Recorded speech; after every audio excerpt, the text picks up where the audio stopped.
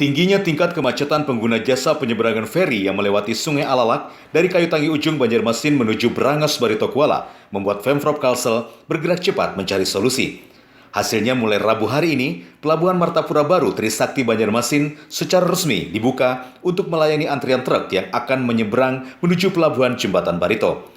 Dermaga milik Pelindo 3 Banjarmasin ini akan dilayani sebanyak 4 unit kapal Landicraft Tank atau LCT untuk menyeberangkan truk yang sudah berhari-hari antri pasca bencana banjir. Ini sebetulnya alternatif aja, jadi kita berusaha mengurai antrian truk yang ada di Kayutangi karena selama beberapa minggu terakhir ini kan lumayan banyak tutupan di sana.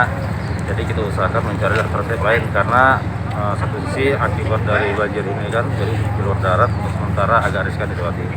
Nah, cuman kan kita usahakan sedapat mungkin agar untuk titik penyeberangan tidak hanya satu, tapi ada alternatif lain. Rencananya ada berapa kapal yang dioperasikan di sini? Rencana soalnya mungkin ada 4 kapal rencana LCT.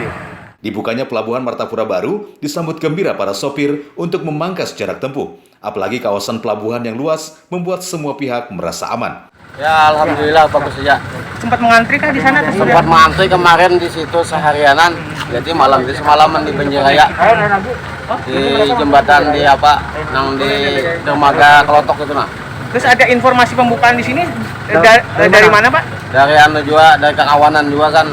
Tapi dari Kakawanan tuh ada juga dari yang aparat menyuruh ke sini. Jadi langsung aja ke sini. Harapannya mudahan lebih bagus aja gitu nah. Jadi kan kau menyeberang. Jadi supaya kau bangun sampai. Penyeberangan alternatif ini akan menempuh perjalanan sekitar 3 jam dari Banjarmasin ke Jembatan Barito di Marabahan. Dari Banjarmasin, Satya Naka, Kalsel, 1net.